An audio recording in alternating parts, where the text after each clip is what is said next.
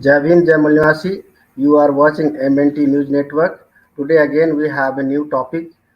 Before that, I want to request you that please do subscribe and share this MNT News Network with your family and friends and relatives, and let it be the part of this movement, Mulnivasi movement. The today topic is on the screen.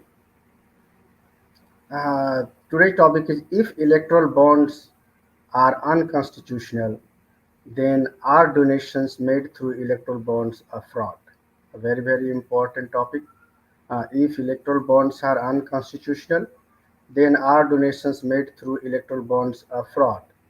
And we have a speaker with us today, Mulnivasi Advocate Abhishek Chauhan ji. He is from Supreme Court of India, New Delhi. So we will be discussing with him this topic today, and we will be knowing about this topic. That, but let us first invite Mulnivasi Abhishek Chauhan ji on the screen. Let us have a warm welcome.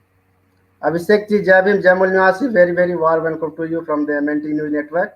Thank you so much, sir. Thank you, and thank you to all the viewers for joining us today, sir. Yes. So myself, Kumar Sanjay, I will be anchoring with you today, and we will be discussing this session, this topic. If electoral bonds are unconstitutional, then are donations made through electoral bond a fraud?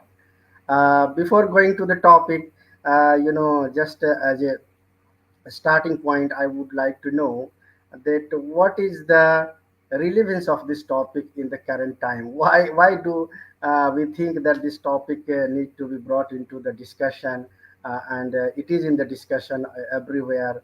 So let us have some lights, on this relevance of this today topic, and then we'll come to the detail into this topic. Yes, please. So this topic is very relevant today because as far as the marginalized community or any common man is concerned, the most important aspect of his life is democracy. Without a Yeah, doubt, the most important aspect is democracy. And in the recent years or recent decades, what we are seeing is that democracy. What is the relation between money and democracy? How does money affect democracy? This relation between money and democracy we are considering, and what is the effect of that, and this relation between money and democracy has only led to this electoral bond scheme, and this is also discussed by the Supreme Court in its judgment. So because the most important aspect as far as life of a common man or person from marginalized community is democracy, because only because of democracy and the constitution he has got all these rights.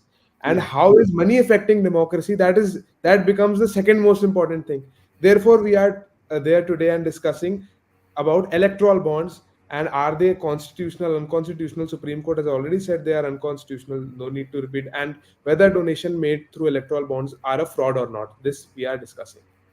yeah, yes. Okay, well and good. I think well said. So let us come to this topic.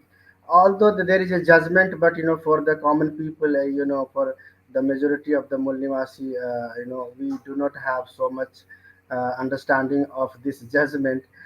So let us know that these electoral bonds are unconstitutional. What is the reason for that? Or give some brief or important points that how these electoral bonds are unconstitutional. That is the first part, and the second part, if these electoral bonds are unconstitutional, then those donations are fraud, or what is your thought on that one? Yes, please. Yes. So, sir, first of all, thank you for giving me the opportunity to share my views on such an important topic today. The best part about this topic is this is an open topic. Yeah, Means my endeavor is not to force any view on anyone. That is not my endeavor. My endeavor is just to place some facts on record, just on your channel, and yeah, then let the viewers decide whether it is good, bad, fraud, or not. yeah, yeah, So, as far as the first part of the question is concerned, what is electoral bonds and how do they function? Second yeah, part is that whether they are unconstitutional or not, there is a judgment of the Supreme Court, Association for Democratic Reforms versus Union of India. This judgment is dated 15 February 2024. And what does the Supreme Court have to say with this? So, How did all this start? First of all, electoral bond scheme was introduced in January 2018, and it was notified by the union government then. So electoral bond, what is electoral bond? Electoral bond is a financial instrument for making donations to political parties. This is basically issued in multiples of 1,000, 10,000, 1 lakh, 10 lakh, or 1 crore without any maximum limit. That is, we should remember one thing. Meaning thereby you can make any donation in multiple of these numbers without any upper limit. There is no cap on that, and you can only buy these electoral bonds from the State Bank of India, which is a government owned bank, which we all know. And these bonds, when someone purchases these bonds, these can be purchased by any individual or even a company. And when these bonds are purchased, they can only be redeemed in account of a registered political party. And therefore these bonds are available to any person who is a citizen of India or who is incorporated and established in India. Meaning thereby either a citizen or a person can buy these bonds, or a company which is incorporated or established in India, they can buy these bonds for a period of 10 days each month in the months of January, April, July, October, or as may be specified by the central government. So only on specific durations of the year you can buy these electoral bonds. It is not that you can buy electoral bond every and any time of the year. So there is some kind of restriction at this place. The most important aspect of this scheme is that donor's name is not mentioned in the bond. Meaning thereby the bond is an open bond, does not mention the donor's name, the who has given this bond. It does not mention that. So in order to bring this scheme, many amendments were made in different statutes. Section 29C of the Representation of People's Act was amended. It said that donations made to political parties by any person or company above 20,000 rupees should be required to be reported. This was the provision earlier, 29C of the Representation of People Act. It said that if you are making donation above 20,000, it should be reported. But now they have amended it, and they said that this requirement is done away with if donations are made through electoral bonds. So no need to mention the donation who has no need to report the donation if it is made by an electoral bond. Then section 13A of Income Tax Act was also amended. It said that the source of income of political parties, including donations over 10,000, are required to be disclosed. Meaning thereby that the political party, if it is getting any donation which is above 10,000 rupees, that had to be disclosed. Now they amended this section and said that there is no need to disclose this if this donation is made through an electoral bond. Then section 182 of 182 clause 1 was also amended, and this is also of the Companies Act.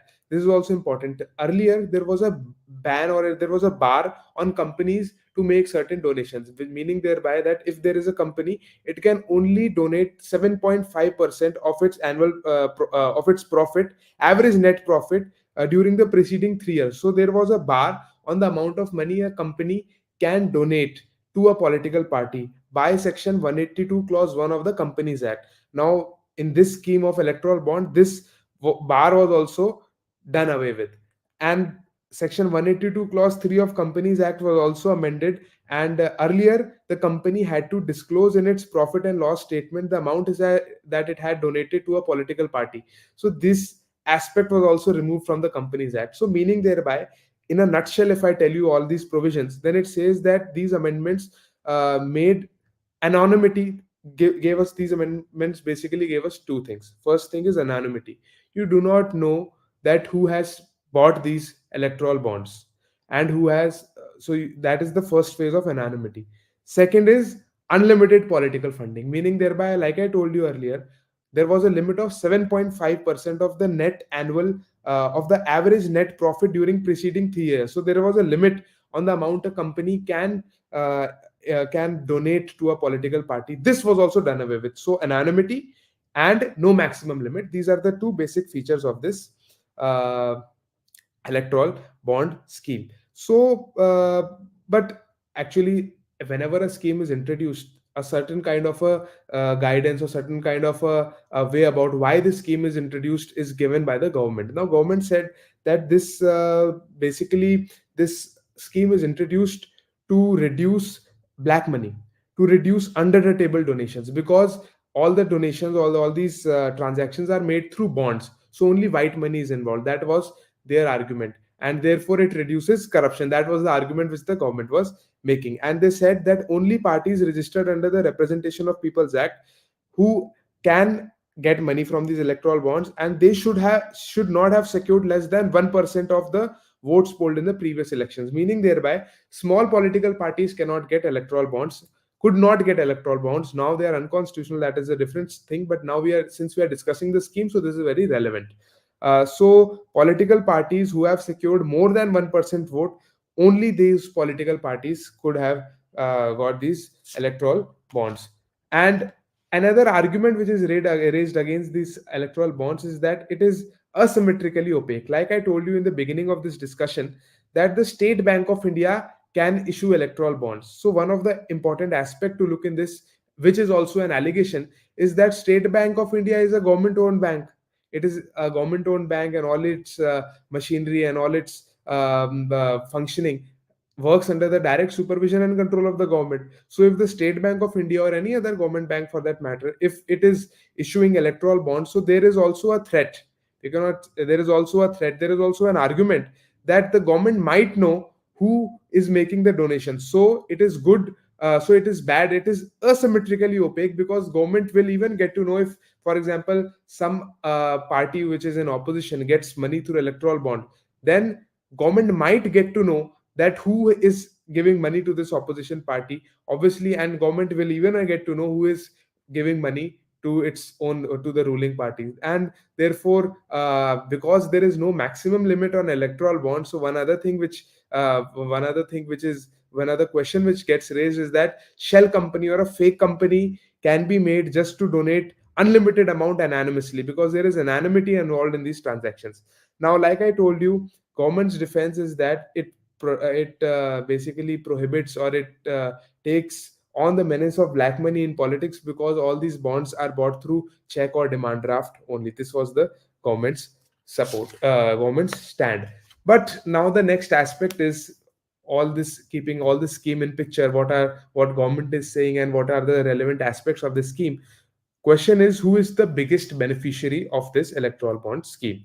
Now, the Bharatiya Janata Party, it got 71.4% of benefit of this scheme. It gained around 6,566.12 crore rupees from this scheme. The Indian National Congress obtained 1,123 crores, 1,123.32 crores, meaning thereby 12.2%.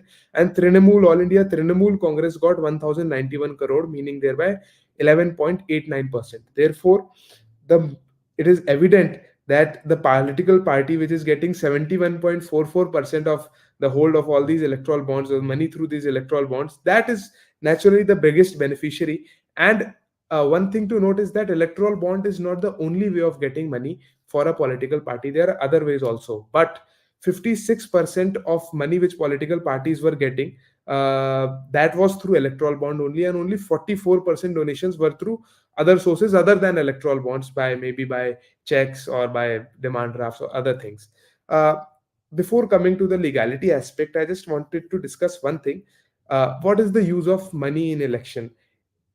Is money required in elections? If it is required, then how much money is required, and what is the limit of money used in an election? What is the limit? Can a particular candidate use unlimited amount of money in an election, or there is some kind of a limitation on the candidate using money?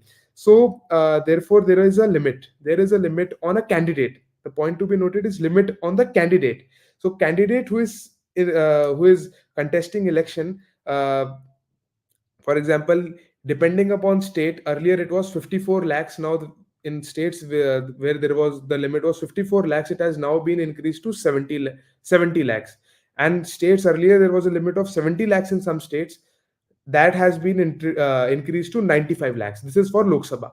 So in Lok Sabha elections, a candidate, depending upon the state, can spend 70 lakhs in some states maximum, and 95 lakhs in some states. And if we see the state assembly constituencies, Vidhan Sabha, which we say, then earlier there was a limit of 20 lakhs over there. That has been now increased to 28 lakhs in some states. And some states, earlier the limit was 28 lakhs. That is increased to 40 lakhs. This is only for the candidate, point to be noted. Therefore, 28 lakhs and 40 lakhs is the limit in state, depending upon the state in Vidhan Sabha, and for Lok Sabha, it is 70 and 95 lakhs. Now, the biggest policy in this is that there is no limit on the expenditure of a party. The limit which I just told you, that is the limit on the candidate. Candidate cannot spend more than the limit which I just told you, 70 or 95, 28 or 40. Candidate cannot spend more than that, but there is no limit on the Party. party is free. And where party is free, if you read section 77 of the Representation of People's Act, this is also quoted in the Supreme Court judgment which I just talked about, the electoral bond judgment. Para 46 is irrelevant. Explanation 1 to section 40, section 77 of Representation of People's Act stipulates that expenditure incurred by leaders of political parties on account of travel or propagating the program of political parties shall not be deemed to be election expenditure. So, political party, the leaders of political party, if they are making some, if they are spending some money in a particular constituency, then that will not be counted in the election expenditure of the candidate. This is the point where everything lies. Right. Now, this basically, therefore, the law does not regulate contribution. The contribution to candidate, it only regulates contribution to political parties. Therefore, this expenditure limit of candidates set by the election commission has become meaningless, as Hmm. political parties are free to spend huge amounts for campaigning. This is one Hmm. important aspect which I wanted to highlight. Why Yeah. is, because there is a limit, but why Yeah. is that limit indirectly flouted? Is because there is no limit on the political party. Now, Yes. if you consider how much money is spent in all these Hmm. funding, so Bharatiya Janata Party, this is a report by Center for Media Studies, they spent Yeah. 27,000 crore rupees in Lok Sabha election, and therefore the report based on secondary information, field studies, and analysis calculated that rupees 700 was spent per voter.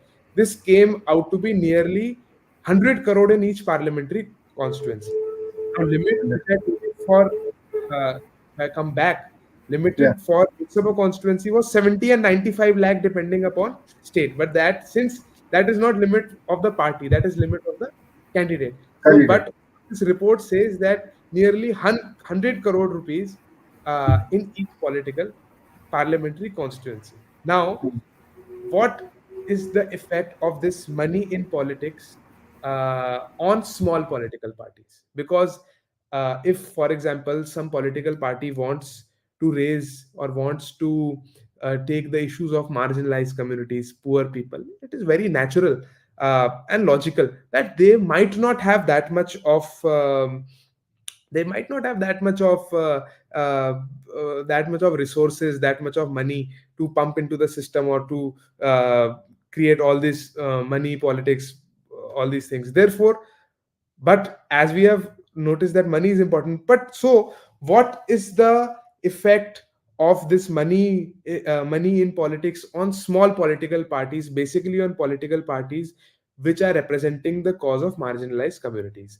Now, what I'm saying now is not what I am saying. Basically, I am just reading para 51 of this electoral bond judgment, which is called Association for Democratic Reforms versus Union of India. Para 51 says, and I will just for 1 second quote: money also excludes parties which are new to the electoral fray, and in particular, parties representing the cause of marginalized communities. Political parties which do not have enough finance have to form electoral coalitions with other established political parties. Why?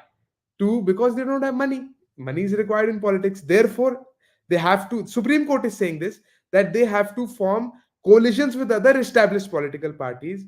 Now, what this coalition means? This coalition means a compromise. Now, what Supreme Court says, I'm again quoting: the compromise which these newly formed political parties have to make leads to dilution of their ideology of the party in exchange of its political sustenance.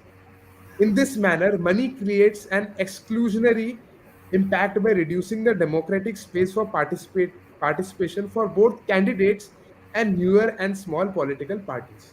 So I am not saying this. Supreme Court in para 51 of this judgment, Supreme Court, as Yeah. Constitution Bench of Supreme Court in para 51 has said this, that because there is a lot of money involved in political parties, therefore it has a direct nexus on parties which are representing the cause of marginalized communities. Keeping this in mind, the question I asked is, if money is important in politics, if money is important in politics and politics shapes democracy, then the question which is raised is, will politics which shapes democracy favor the person with more money, or will it favor the person with less money? That is the question for our consideration. And I Yes, leave it to you. correct, And I leave it to correct, you. correct. You have to decide that, because people are making money. It is not that everyone is poor. People should make Mm, money. I am not against people making money. Gautam, people, every common man of this country should make money, but there should not be income inequality. There should be mm, income equality. Income should be distributed amongst all. What is happening? Gautam Adani, since BJP came to power in 2014, increased his net worth by 230%. Mukesh Ambani, Kotak, all they have seen their wealth double since 2014. India has added 40 billionaires in 2020 to a total of 177. This is by the NGO Oxfam report. So India is after US, China, Germany in terms of billionaire. India is fourth. US, China, Germany, and India has more billionaires than UK, Hong Kong, Saudi, Russia, and Canada. So money, I'm not against money. People can make money, business people do, they are making money, but there should be equal distribution of this money, because the resources are limited. yes, And like I told you earlier, what is the situation of a common man? If a common man, if you see in India, then if person is earning 25,000 rupees in a month, this is state of inequality in India report, then he is amongst the top 10% in terms of income. So you can consider the income disparity. At one place, we are increasing billionaires. We should increase billionaires, okay. But on the other place, what is happening? That a person who is owning 25,000, he is in the top 10%. So you can see that he's on the top 10%. So even person who is earning, for example, 5,000, 6,000, you can imagine what is his status, and how many people are there who are earning that, who are sustaining on such small amount of money. So, like, and I will just return to the question which I just asked. If money is important in politics and politics shapes democracy, then question which is raised is, will politics which shapes democracy favor the person with more money, or will it favor the person with less money? yes, Now, what did the Supreme Court have to say on all this? Now I'm just coming to the judgment, since we are yeah, just yeah. about to get time. So the five judge constitution bench of the Supreme Court, the name of the case is Association for Democratic Reforms versus Union of India. It was decided on 15th February 2024. Five judges constitution bench. Justice D.Y. Chandrachud, Justice Sanjeev Khanna, Justice B.R. Gawai, Justice J.B. Pardiwala, and Justice Manoj Mishra. They have given a unanimous judgment, meaning there are two judgments, both in the same direction. One judgment by Justice D.Y. Chandrachud, and other by one judgment is Justice Chandrachud, Gawai, Justice Pardiwala, and Justice Manoj Mishra. And other judgment is by Justice Sanjeev Khanna. Therefore, Justice Gawai, Justice Chandrachud, Justice Pardiwala, Justice Manoj Mishra have given a separate judgment, and Justice Sanjeev Khanna has also given a separate judgment, which is concurring with the main judgment. Therefore, there is Okay. no, therefore Continue. there is no division, or therefore there is no uh, uh, dissent, as to say. Mm, Now, what did they have to say on what this judgment said was that earlier there was a limit on the donations which were made by the company, 7.5, which I have already discussed. mm, They said that unlimited corporate contributions to political parties is violative of Article 14 of the Constitution, and it violates free and fair elections, mm.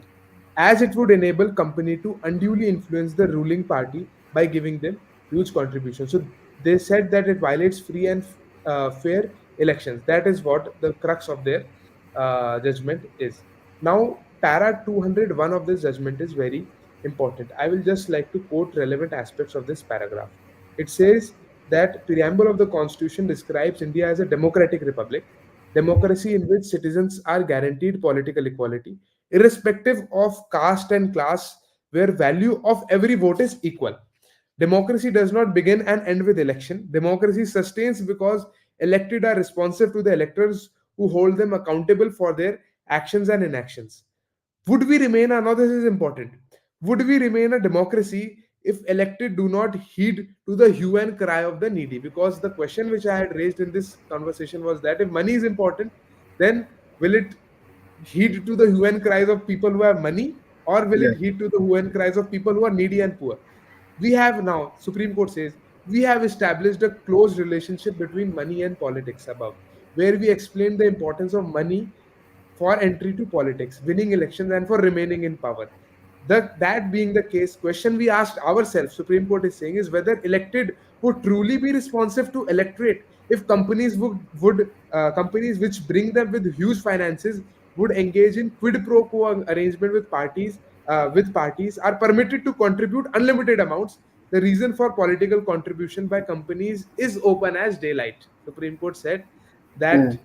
there is a close relationship between money and politics, and therefore, like the thing which we are discussing, the reason why they are giving money is open as daylight. No one needs to say why they are giving money. They know why they Mm. are giving. Everyone knows why they are giving money. Supreme Mm. Court has said it is open as daylight.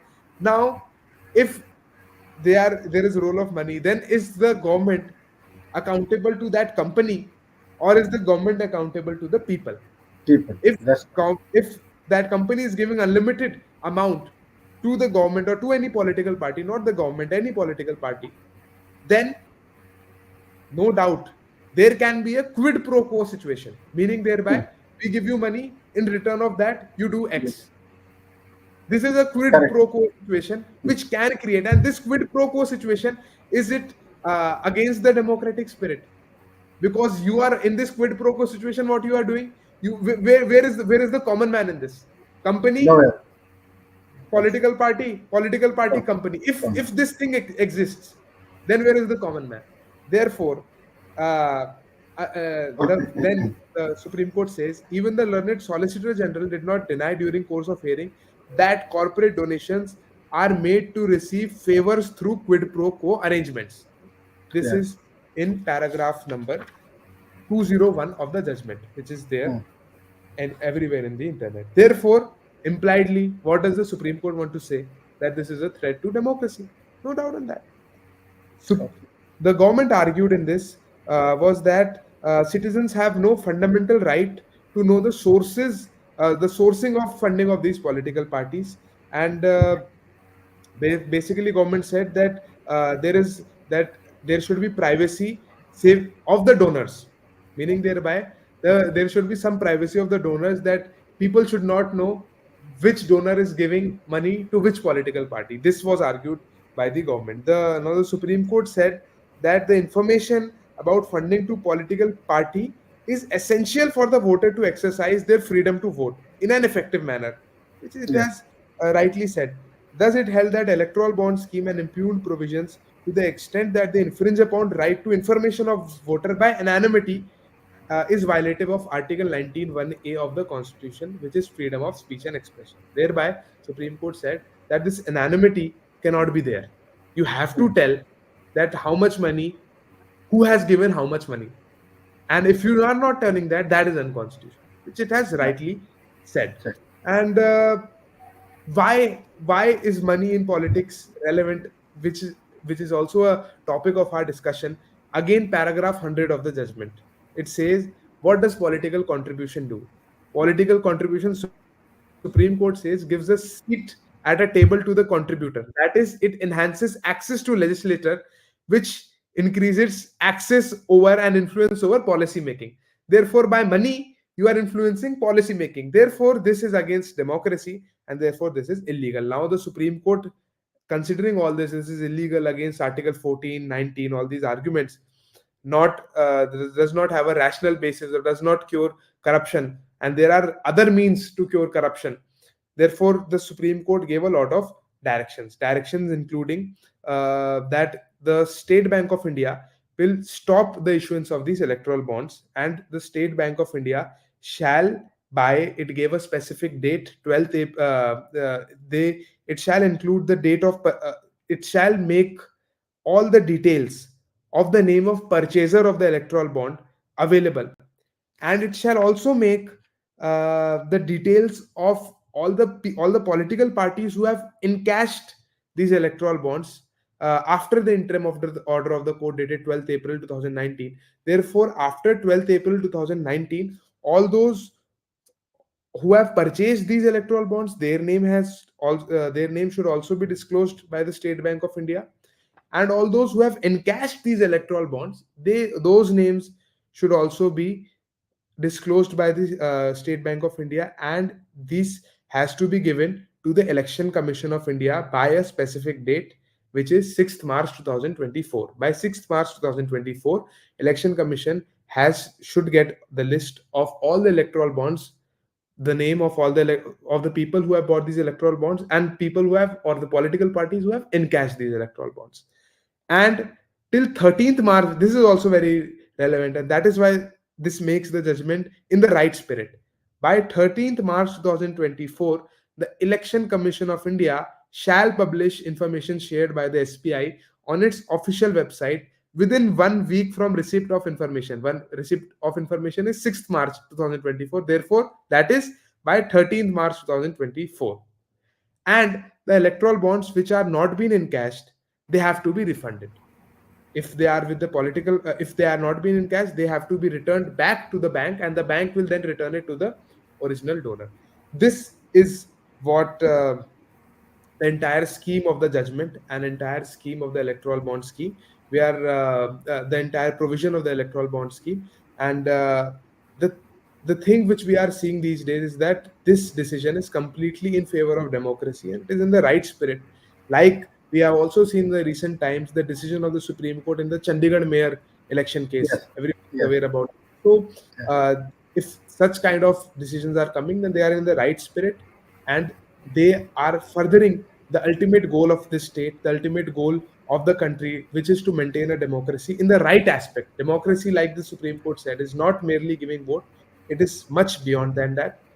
You should know which political party has received and a donation from which source. That is your right, and this right has been recognized by the Constitution Bench of the Supreme Court. Therefore, this decision is completely in the right perspective, and Supreme Court declared the electoral bond scheme to be unconstitutional. And most important aspect of this judgment is that if you see Justice Chandrachud's judgment, even Justice Khanna's judgment also, they deal with the effect of money on politics. yes. So that aspect, because since Supreme Court is saying that money has a role in politics, therefore that aspect is also very noteworthy. And thank you so much, sir, for giving me the opportunity to speak on such an important topic today. Yes. And I'm very Yeah, grateful yeah, to you yeah. and my team for that. I think yeah, you have set the lights on the most of this whatever terms use the electoral bonds unconstitutional and whether it's fraud or not. I think so all these things are made clear. Only thing that just as a common man, if he thinks that there is so many judgments coming from the Supreme Court, and out of the so many judgments, many I mean measure of the judgments, the citizen of India they do not accept, and they say that is no, not in favor of the constitution or not in favor of the democracy. And out of that one such kind of judgment comes which seems completely along the constitution, or in favor of the democracy, in favor of the people's so people are very confused in the sense that majority of judgment coming from the Supreme Court is not aligned with the democracy, and one judgment is aligned with the democracy. So citizens are one hand they are celebrating the Supreme Court has given a very good judgment, and at the other hand they have a huge cry also at the same time that so many judgments given by the Supreme Court are not aligned with the democracy. So that's the still remains a open questions.